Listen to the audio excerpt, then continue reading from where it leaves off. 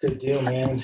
Well, I'm really excited about this episode. We got Jonathan Mitchell, who's become a really good friend of mine and a member of the Factory family at KPF over the past, I don't know, roughly, I guess basically since I started physical therapy. Um, what's that, early February 2021. Spent a lot of time with this guy and got to know him personally and professionally. And he's got some things to say. He's got some things to talk about, and I think that they are very useful to be able to help people in the way they live through physical activity and healthy lifestyles. And so this is Jonathan Mitchell. Jonathan, man, thanks for coming on and talking to me. Spend some time with us, buddy. I mean, absolutely. Tell us a little bit about you, because this is what this podcast is about. This podcast is to make our guests feel like a rock star, superstar. So many times you hear people on a podcast and you think it's a celebrity or something like that. And I think your dog will steal the show here, as it should.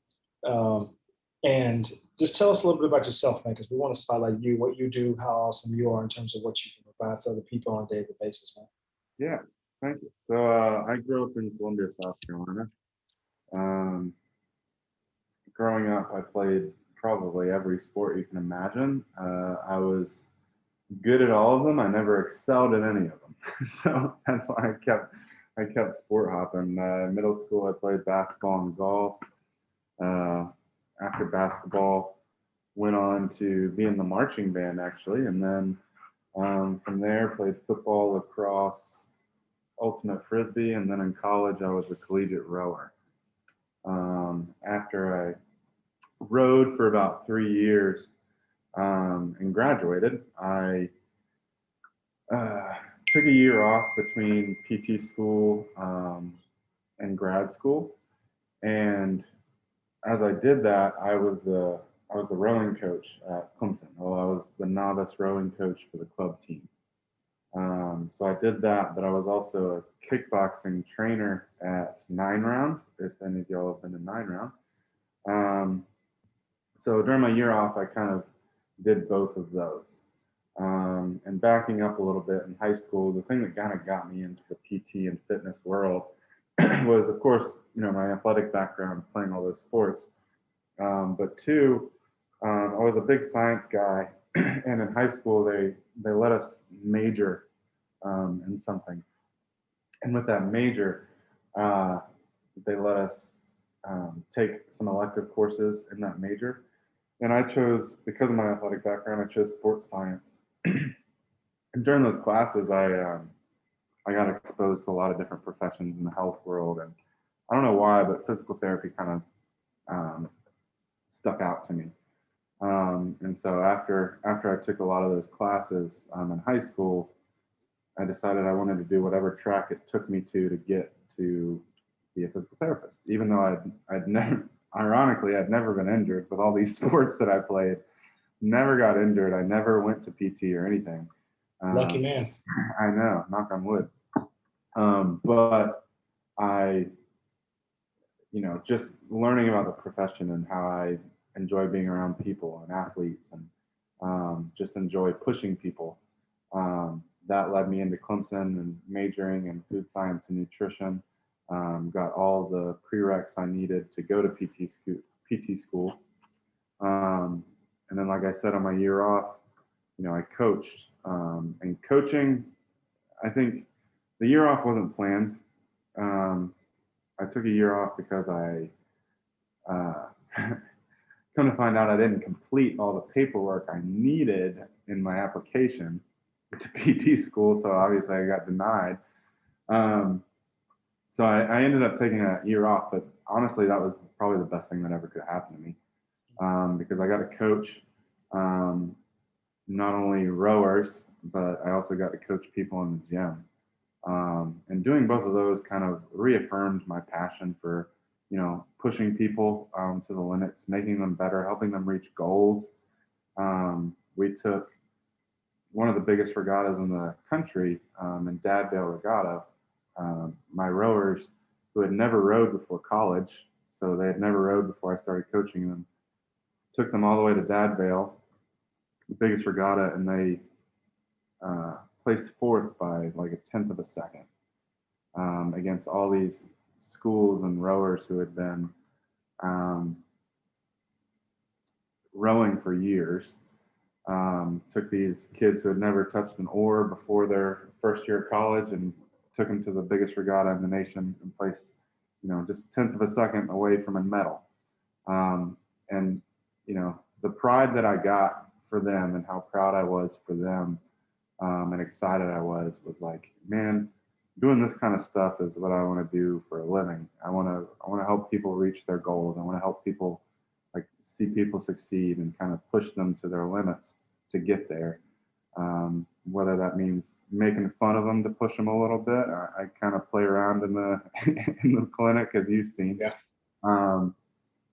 Whatever it is that kind of spurs them and kind of gets them going that's one thing I'm good at, is kind of finding a little button to push where I just kind of push it and kind of push them. So I think all of that combined is kind of how I got to where I am today. I love it, man. Some of that stuff I didn't know. Before we dive into that, because you have some interesting parallels kind of hitting the two spaces that we both represent, excuse me, you have actually kind of dove into both of them. Before we go there, what instrument did you play in the marching band? Marching band was alto saxophone, but my claim to fame was symphonic band, where I played the tenor saxophone. I played tenor sax for 6 years. Was in the jazz band, symphonic band, and junior year of high school, I reached my ultimate goal of first chair all-state band. So at one point, I was the best tenor sax in the state, which was awesome. So yeah, that's my music background. I wish I still played, but I haven't touched that in a while. So all this time we've spent together, we've never talked about this. I also played the alto sax. Really? Growing up, yeah, I played. So before the alto sax in high school, I played the viola. Okay, so I started with the viola. I was absolutely terrible. I was, if there's first chair, second chair, third chair, I was the last chair. Actually, I wasn't that bad. I was able to beat out a few people. But then when they told me that, because I played football, when they told me that when I went to college or high school that I had to be in the marching band, there was some kind of deal where if you keep pushing with this, you have to be in the marching band. And I was like, I don't know that my coach is going to let me play the first half, not be in the locker room at halftime, go to be on the marching band, and then come back and play. So I switched to the saxophone, and I loved it. I got decent. I could read music and all that, but like you, I wish I would have held on to it. I ended up giving it to my youngest brother, and he ended up playing for a few years too. But to this day, saxophone is probably one of my favorite instruments. So that's pretty cool, man. Yeah, what's funny about that too is like the reason I played football was because I hated marching band so bad that they were like, the only way you can, because if you were in symphonic band, which I love symphonic band, playing the concert stuff. If you were in symphonic band, you had to be in marching band no matter what, unless you played a full sport. Well, I did my freshman year of high school, I did marching band, hated every second of it. The football team goes on to win the state championship in our first varsity season. And I was like, you know what? I'm gonna go play. I'm a big guy. I'm gonna go play football. Get out of marching band, go play football, and yeah, that's how my football career came about. That way, I could still be in a symphonic band, but not have to march. So it looks like we both use football to get out of marching band, huh? That's funny, man. So obviously you went through through high school, went into college. During that year off, man, you got a chance to experience what we refer to as coaching slash training a little bit, if you were to take a slight step back as far as the nuances of it. And then you also got a chance to, as you are now, work in physical therapy. There are some very nuanced things that separate what we do, obviously, as far as capacity goes and things of that nature. But having been on that side where you're looking at kind of the high performance, if you're looking at a 9-round situation, in 9-round, it's 30 minutes, it's time kind of stuff. The people that are coming there, while they might not be world-class athletes, they are physically fit enough to perform at a high pace and do some pretty unique things. Meanwhile, on the other side of that for yourself, you've you're working with people who are literally coming off an injury and can't pick up their arm. Like, I mean, you take myself, for instance, I couldn't pick up a 2.5 pound dumbbell, couldn't pick up my own daggone arm. So what did you learn, and how did those two experiences kind of help you become better at either one of them? I think it really helped in a way that I've learned how to motivate people in a way that, I can push them, but I don't push them too far. I think there's a lot of therapists out there that they try too hard. They give people way too much weight, way too much resistance with certain exercises, and they're just doing stuff that just sure the person's doing it, but with all the compensation and problems like that, they're not doing it well. And so I think it really taught me how to, one, get specific with things, and being a trainer and kind of watching people move really helped me as well. I could pick out different movement patterns and things like that even before I got into PT school, just watching the kickboxers, the rowers, and kind of watching the way that they move really helped me get into PT school and then kind of see that in my own patients. So being able to see that kind of stuff and start to notice and nitpick from being a trainer and kind of pushing people to like,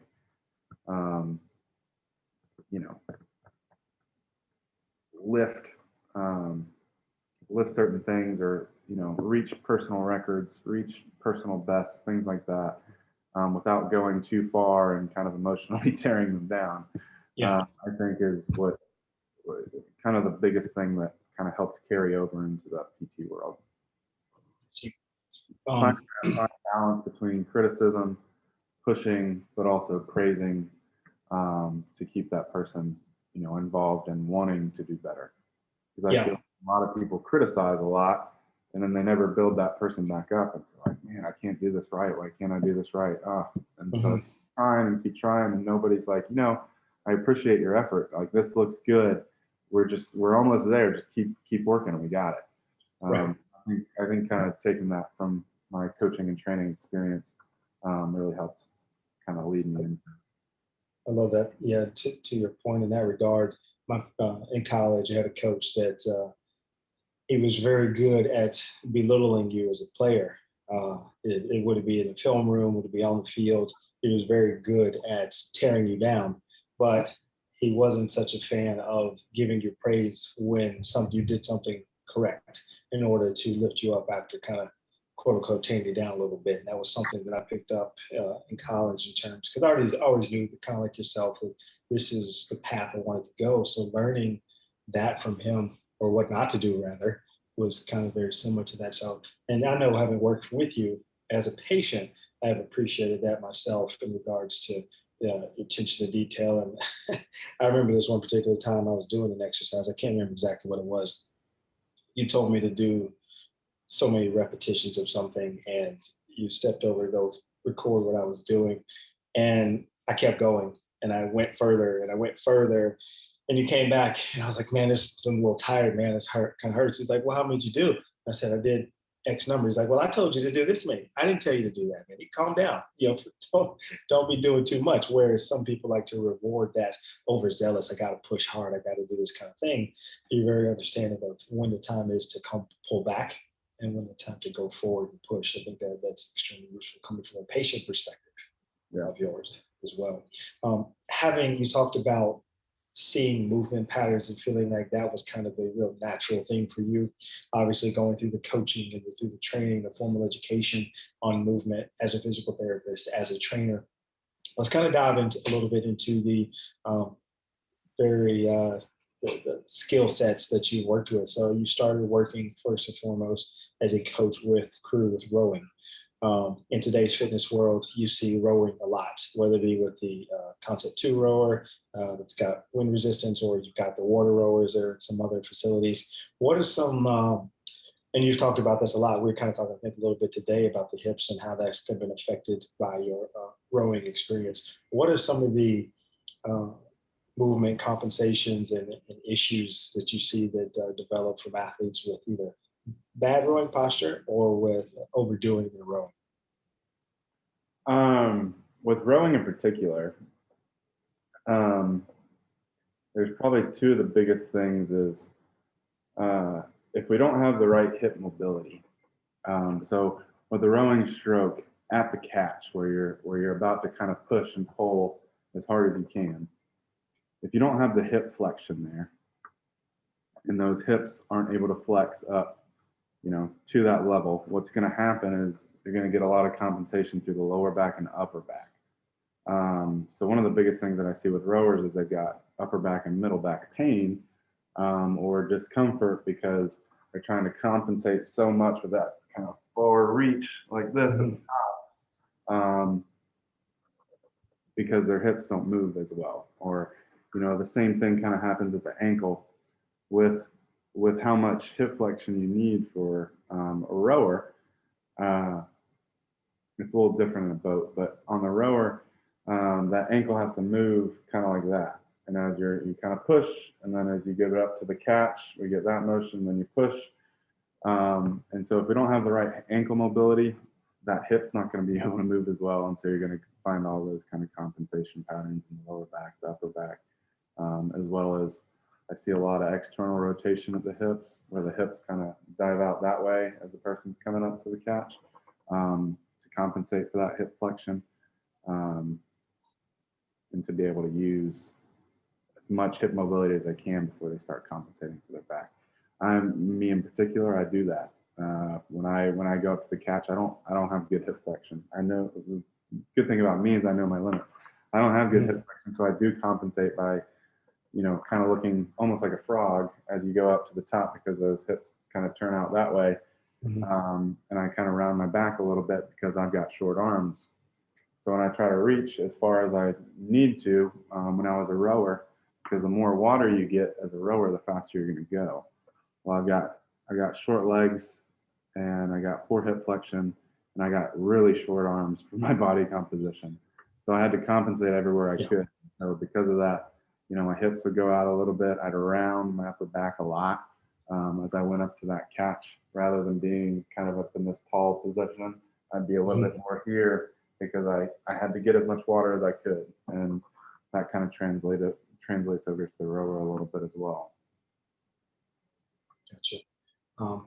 Those are some things I want you to answer that question, because as people listen to this, like I said, rowing happens a lot. We row often. Like I said, it's become more of a, it's not just a treadmill and an elliptical that's out there as forms of conditioning nowadays. And so there are some that tend to row. Ski erg is another one that I'm sure you see tons of issues, which we'll dive into that one here in just a second. After we talk about kickboxing, when you were working a 9-round, and for the people that aren't familiar with 9-round that may be watching or listening, give us a little overview of what 9-round looks like and kind of the premise behind it. And then what are some things that you have seen with just a general population that come in trying to do high intensity activities before they're ready to do high intensity activities? Yeah. So what 9-round is kind of exactly what it sounds like. It's 9 rounds. It's a high intensity interval training, where you got 9 rounds. Each round is 3 minutes. The first round is usually kind of a little bit of a cardio type of high intensity. They often did a lot of jump rope, a lot of burpee things, lunges, maybe like running around the building, something like that, just to kind of get the heart rate up a little bit. Round 2 is usually kind of a resistance type of exercise, whether it be shoulder press combined with curls, tricep extensions, skull crush, whatever it may be. Sometimes they did med ball slams.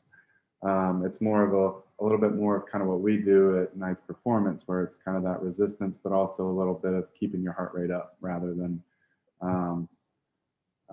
just pushing you with weights. It's more of we use lower weights, high repetitions, just to kind of get that strength and that resistance in, but also keep the heart rate up. Round 3 was a double-ended bag. That one adds a coordination round, and then 4 through 7 were heavy bags, where you'd do punching combos, kicking combos. Sometimes we use the bags for different ab exercises, things like that. just to keep the heart rate up, but also get a lot of trunk strength with all the punching, get that high intensity interval training.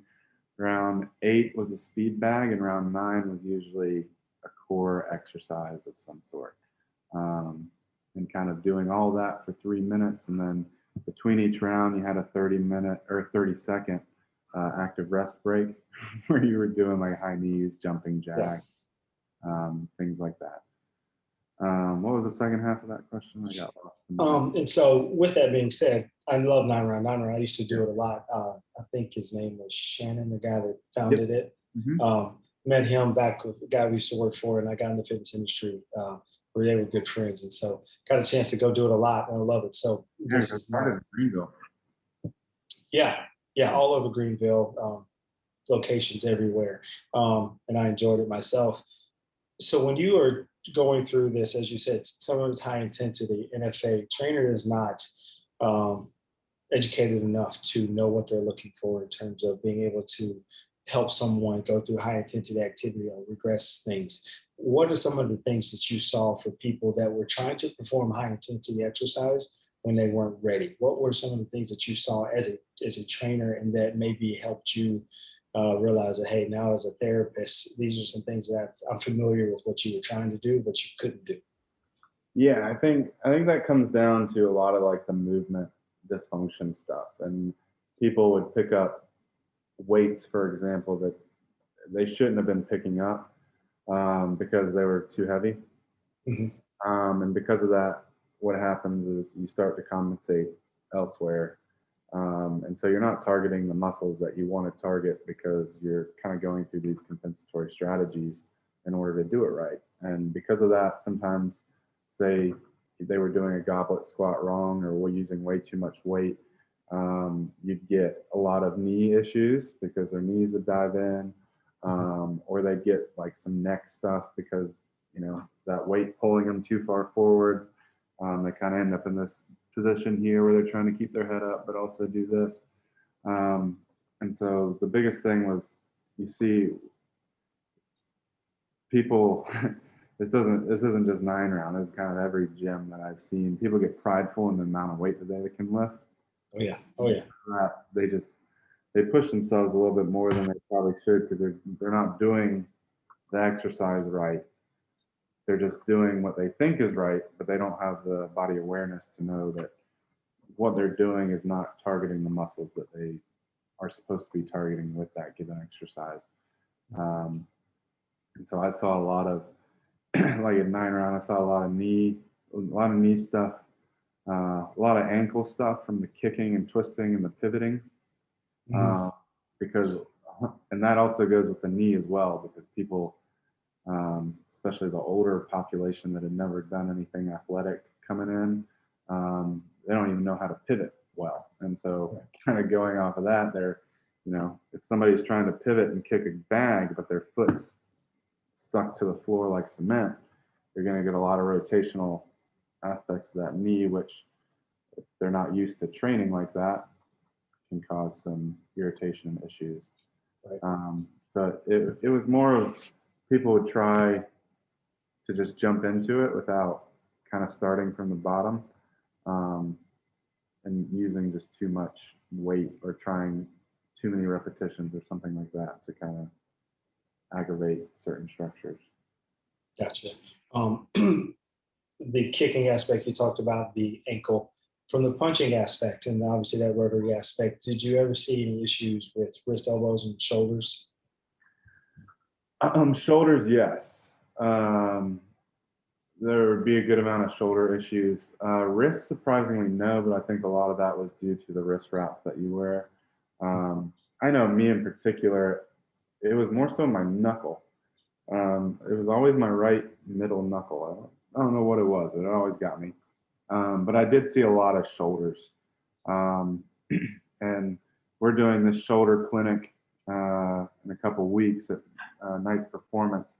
I can go over a lot of it, but you know, with shoulder stuff, one, it was because of, you know, all the punching, all the repetitive motion, but two, whenever we'd get like jump ropes or anything overhead, the mobility of certain things like the upper back and yeah, that thoracic extension just wasn't there Mhm. for people, and kind of pushing through that on top of the repetitive motion of the punching, saw a lot of shoulder stuff.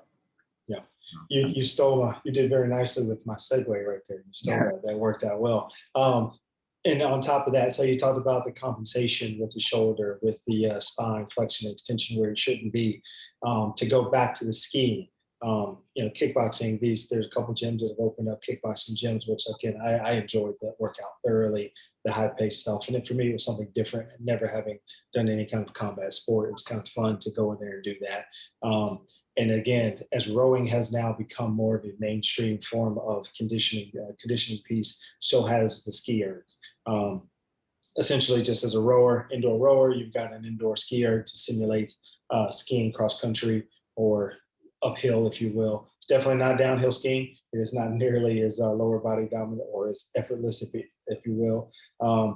So, with the shoulders and the compensatory patterns that you spoke about from the kickboxing and the punching, where can you see some of those same things with the skier? And then, if you want to, you can go ahead and talk a little bit about the clinic that we're going to do in a couple of weeks. Um, so with the ski erg, I think a lot of what I see is more less shoulder and more back. Um, People use their back a lot for that rather than using their body weight. Mm-hmm. Because if you think about the line of pull on the ski erg, you start from this position, and I see a lot of people just pull arms down and kind of bend at their back, Right. rather than sinking down like a squat and pulling that way, like you would if you were skiing. Like if you were trying to, propel yourself skiing, you're going to go down into a kind of a little bit more of a squatted position as you pull down, but also helps drop that body weight and get more momentum on that fan. So I feel like with the ski erg, there's a lot more kind of lower back stuff Mm-hmm. with a little bit of shoulder, but because we're only coming up to here for most people, depending on your height, Yeah. I see a lot more of that back stuff because people aren't dropping down like they would if you were doing a med ball slam, because it's the same movement as a med ball slam. Mm-hmm. But Yes. Yeah. instead of throwing a ball down to the ground, now I got two different handles and I'm doing that exact same motion. And sometimes people just don't make that connection, but also sometimes people don't do med ball slams right. So that's another. Very true. Very true. And in that same breath, in terms of pulling, taking hands overhead, getting the hand over the elbow over the shoulder in this position, I've seen as a coach over my time early on as a young trainer thinking you just got bad shoulder mobility. That's why you can't press the way you need to press or get your head through the window, if you will. But I began to learn that it was more so about thoracic spine mobility at sometimes, getting the upper back in bad positions that weren't allowing the shoulder to get where it needed to be, or vice versa. And for my injury, I think honestly, just quite frankly, it might have been a little bit of inflammation having just come off of COVID. And I think there was compensation because I hadn't worked out in a couple of weeks and that rotator cuff was already bad. So many things, kind of straw that broke the camel's back, if you will, that just came in there. But having gone through rehab now and us working on trying to regain that range of motion, have learned a lot through doing that, but also I've learned a lot about my non-repaired side in terms of the fact that I didn't have the mobility that I thought I did. There weren't things in my thoracic spine that were moving the way I thought they were, shoulder blades, things like that. Talk about some of those kind of realizations that people can kind of tune into a little bit as they do some overhead pressing and different variations with different implements, that realizing, hey, you know what, this is a sign that it might not just be your shoulder, it also might be your spine, and vice versa. Yeah, absolutely. So one of the biggest things, and I'll cover all this in the clinic as well, but one of the biggest limiters to shoulder range of motion is going to be thoracic spine. Because what happens when you raise your arm is, if I start in this position, you can see me kind of rounded like this, and this goes also back to corporate America. We're all on computers. We're all kind of hunched over like this, rather than being up in kind of this tall position. But that aside, if I start from this flex posture here, this is all I got. Like that's all I can do. But as I extend that upper back, that range of motion comes back. Now, a lot of people, because of whether it be their job or prolonged postures at work or anything like that, that thoracic spine just doesn't extend well, and because of that, you find out a lot of compensation in the lower back. Because if people can't raise their arm overhead, what's the first thing I'm going to do is I'm going to arch my back to try and get that further extension. As I reach for something, kind of arching that back rather than that upper back. So a lot of times people compensate through the lower back. They don't keep their abdominals tight, their glutes tight as they kind of reach or do things. And because of that, that upper back doesn't even have to move as much anymore, because now I'm still getting that same range of motion. So that upper back just stays stiff, and we get that compensatory and kind of excess motion in the lower back, and then stay stiff in that upper back because we're not utilizing that motion. And if you don't use it, you lose it.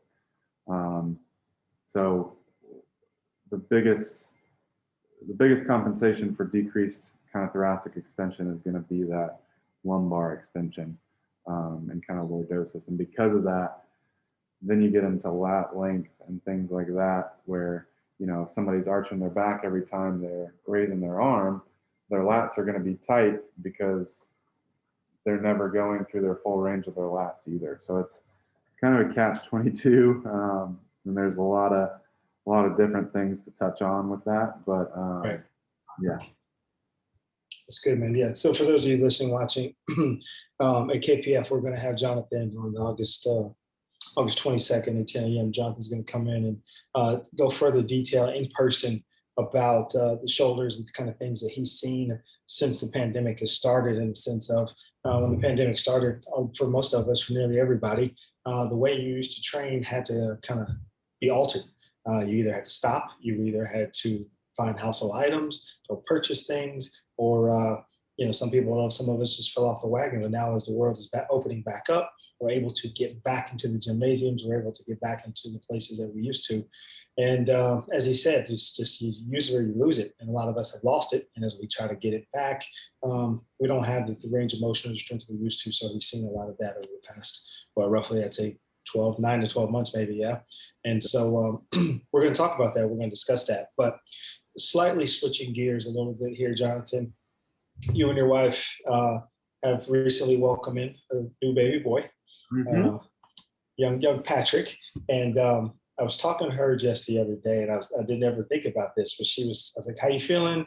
Et cetera, et cetera. She's like, "I'm feeling great. There's this, there's that." She was like, "Having Jonathan at home was really helpful because he has been able to kind of help me with movement, getting things back where you need to be as far as the stresses of going through labor and things of the sort." How has that? She seemed to have really enjoyed that fact that you were able to provide that for her, and that's something that I'm sure many mothers that are postpartum could probably benefit from, in the sense of not only chiropractic care, but also they just carried a baby. They just carried an extra however many pounds for the past 9 months. Their body has changed. It's not the same that it used to be. So as much as you want to with your own situation with your wife, but then more so what you might see in practice at the clinic, how can understanding movement patterns and compensations help a mother that is postpartum? Yeah, I think that's one of those things that not many people know about. Pelvic floor PT is extremely beneficial for one, not only just postpartum, but anybody who's having any kind of incontinence issues. Sometimes we have patients with pain with intercourse, things like that. Those are all things that some females just think is normal. Oh, I just had a baby. It's okay that I'm leaking a little bit or peeing a little bit when I jump or when I jump rope or anything like that. And that's, for any mothers experiencing that, it's normal in a sense, but it's also not normal, and we can fix that. I think pelvic PT is one of those topics that just doesn't get discussed enough about, and how much the pelvic floor and the lower back are correlated is incredible, and it's something that people don't know about, and it's something that we can help a lot. We help people every single day with that kind of stuff, with the incontinence, with stress incontinence, urge. Maybe they have trouble emptying their bowels. Maybe they have trouble controlling their bowels. Anything like that, we can really help with. So going along with that, I think my knowledge in that sense really helped Kelsey, because I was able to talk through some of that with her and let her know that, those things aren't normal. Those things that you're finding on your mommy group where they're talking about that, it's not something that should be going on for as long as some of these people experience this. And so being able to kind of talk her through that and encourage her to go see a pelvic PT, as well as kind of, watching her movement at home and kind of walking her through some of those strengthening exercises was extremely beneficial for her. And it's very beneficial for any, postpartum mother or anybody. Sometimes it happens post-menopause, things like that. Really, anybody who's experiencing those symptoms, we can definitely help a lot with that. Not only with low back pain, but also any kind of pelvic floor stuff. That's nice, man. That's good. That's great to hear. And as I was talking to Kelsey, I think that was last week roughly, I brought it up to her because we've got about 4 moms that are postpartum with having newborns that were born in either late 2020 or so far in the first half of 2021. And when I stop to think about it, it's quite a few. And I can only imagine, as you mentioned, some of the mom groups that she's in, how that they just their experiences, sharing those experiences together and realizing this is normal, this is not normal. I'm not the only one that's experiencing this. I can share in this bond, if you will, and kind of get some help and some feedback. I told Kelsey and some of these other moms that we have that want to actually have them on the podcast to kind of talk about that and have an episode full of those kind of experiences, because again, just alone in our gym alone, we've had 4 in the past, like I said, 4 in the past, I'd say 8 months, 4 newborns, and probably more than that. So thanks for that insight on that, brother. But the last topic that I really want to kind of dive into, and I know this was kind of fun, we've worked with what we call a restoration project, where we take athletes that have had injuries and we kind of help them bridge that gap between return to sport, return to competition after their physical therapy, after their injury. And so we're having relationships with PTs around the area. There was quote unquote a shoulder specialist that I was going to go see after I tore my pec, and then you had been doing your it's not your course, your what is it that not residency, what is it that you do? Oh, okay. Yes, your fellowship. You're doing your fellowship, and then I was talking to you. The reason you came to train with us at KPF, I was like, you know what? I'm gonna go with Jonathan. I'm gonna work with Jonathan because he is an athlete. He's worked with athletes. And I consider myself an athlete, although a bit washed up, an athlete. And so I was like, I'm going to work with Jonathan. For me, it's been very good professionally to be able to kind of see what you do and how you do it in a different setting. When you go into physical therapy with a middle school, high school age male or female athlete that's come off a sport-related injury, how frequently are you seeing those in the past, let's say 5 years, than maybe you saw them early on in your career? And is it something you think that's getting better in terms of us being able to use strength conditioning to help minimize that? Because I hate the word injury prevention. There's no such thing. But how have you seen that trending in terms of, are we using the right things in our school systems or in our private training like what we have to be able to help combat those injuries? Or is there more that can be done? And just what are you seeing in general? I think I think the strength and conditioning aspect of a lot of high schools needs work. Um, I think what y'all do is, or what happens at night's performance is much better than what the average person will get in any high school gym.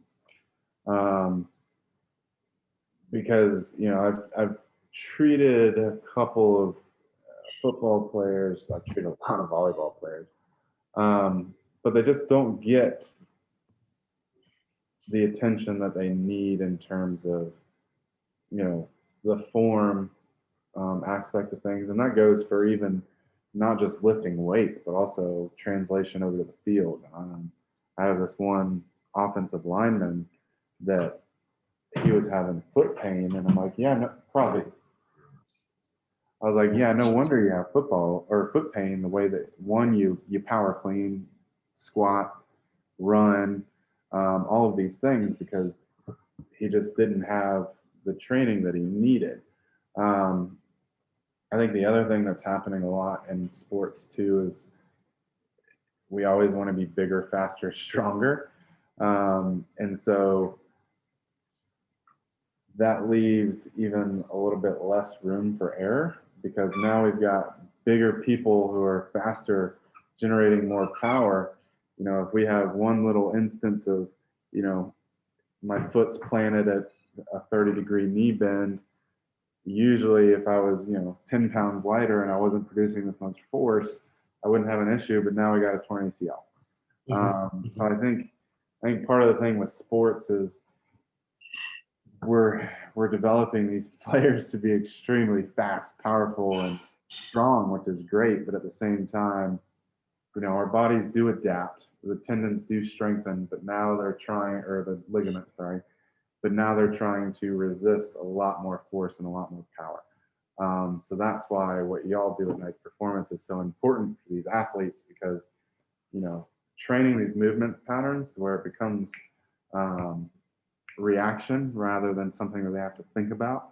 Like, oh, when I plant my foot, I got to make sure I got to align this right. That's what happens in the gym, but repetition over and over and over and over and over again, and kind of calling them out when they're doing it wrong, is what builds that movement pattern and what decreases that injury rate. So I think in high schools we don't get enough of it, and I think what happens at Night's Performance is what the rest of the world needs. And to your point about the high school system lacking, I tell parents all the time when we get an athlete that comes in that has spent most of their experience in terms of learning what they do or do not know from strength conditioning from high school, and say, look, first things first, most of the time it's not your high school strength conditioning coach's fault per se. It's just a matter of the situation. You're trying to deal with 60 to 70 kids sometimes in the weight room at one time. You've got maybe one, if you're lucky, two people that are there to oversee what's happening. And that's just a logistical situation. I don't care how good of a coach you are. That's just a improbable logistical situation. Be able to keep your eye on everybody, give them everything they need to do. So that's definitely not to knock our high school coaches, particularly in our area. And I know that's not what you were doing at all. But it's just hard to do. And I've got a friend that's in the Spartanburg County athletic program. She's a strength conditioning coach, and occasionally we'll talk shop, and she's talking about the things that they're doing, the money that they're spending in their weight rooms. And some of these schools in Spartanburg County look like colleges. I mean, I went to Furman University, and almost every single one of these schools in Spartanburg County, their weight room has the same equipment, if not better equipment, and is bigger than that one. This is a Division I college weight room. Then you look at schools in Anderson County who are doing the same thing. And it's just, you kind of wonder when, with us in Greenville County sitting between the two, when we are going to recognize that or decide we want to put forth the effort to kind of elevate that so that we can minimize these chances, these opportunities for injury in our high schools and with our athletes, and make that an investment, because that's something, that's a role that is valuable. I said this to somebody else. When you look at high level professional teams and collegiate teams, the two people that spend the most time with athletes are the athletic trainer and the strength coach. The two most expensive rooms in those buildings are the training room in the weight room. And that's that case for a reason. And so you're spending that much time with a strength coach, you're spending a lot of time being mentored by that person. You're spending a lot of time maybe being a big brother, being the father figure, what have you, to that individual. So it goes so far beyond the X's and O's and the lifts and things like that. So I think that's for us, is like, obviously in the private sector, it's great to be able to offer that to athletes, but I'd really love to be able to see that something that's covered in a more broad fashion, so that we have less athletes that come to us with just kind of teetering on the edge of injury. It's kind of like when they're done with us for our last session, as we were about to send some of these kids off to school.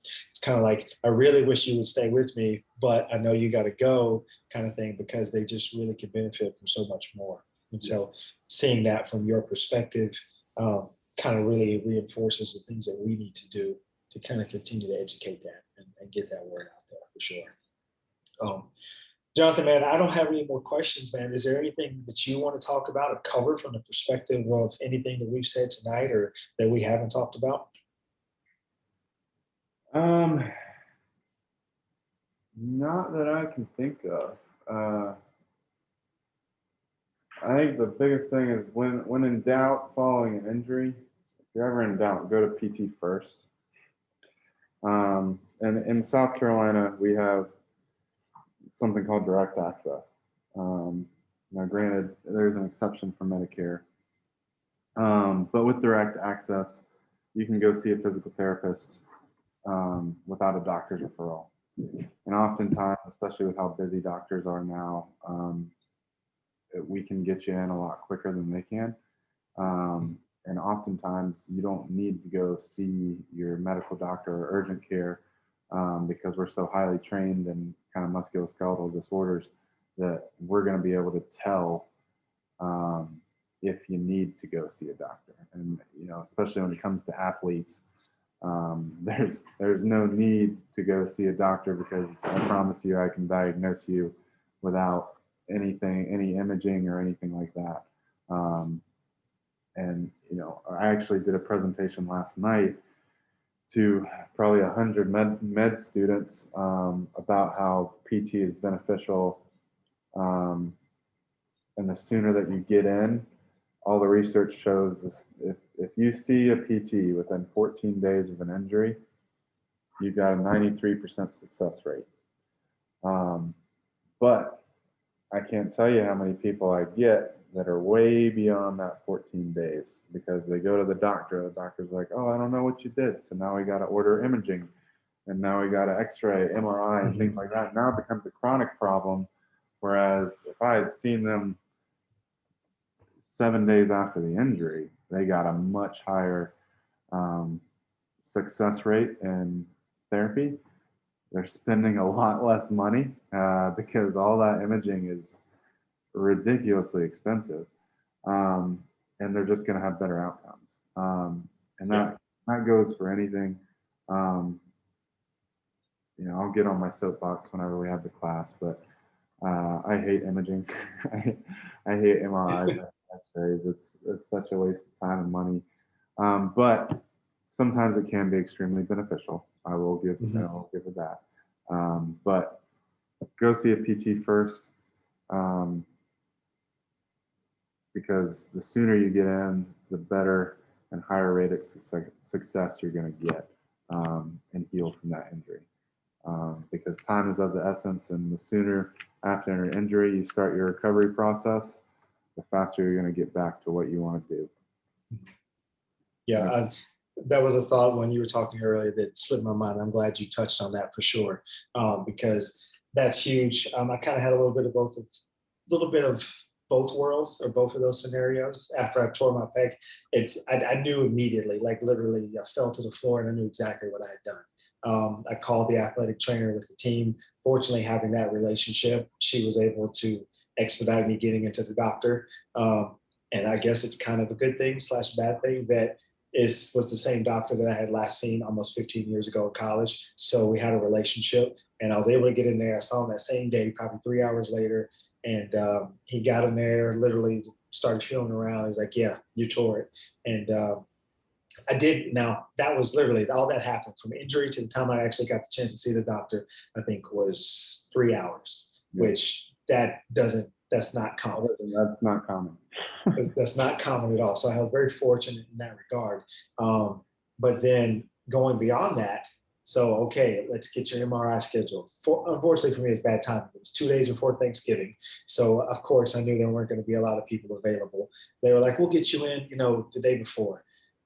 That was a Tuesday, I think. I didn't get in until the next Tuesday.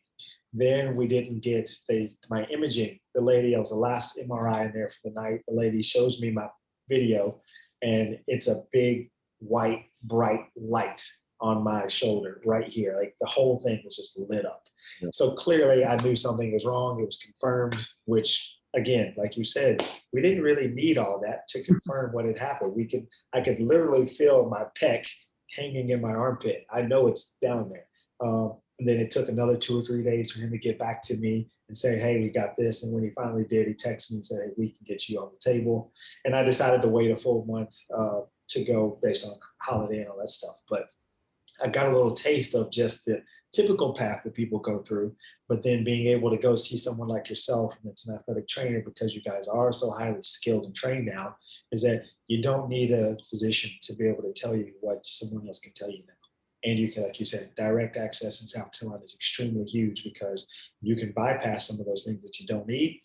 For me, I needed surgery, so I had to have the doctor, but sometimes you can get right in, start getting treatment, start seeing things. And so the relationship with you and the relationship with Elite has been huge for some of our clientele because we've been able to get them in to see you literally the next day or whatever the logistics are of their scheduling, and they have benefited greatly from it. So we're very blessed to have you on as part of the Factory family, man.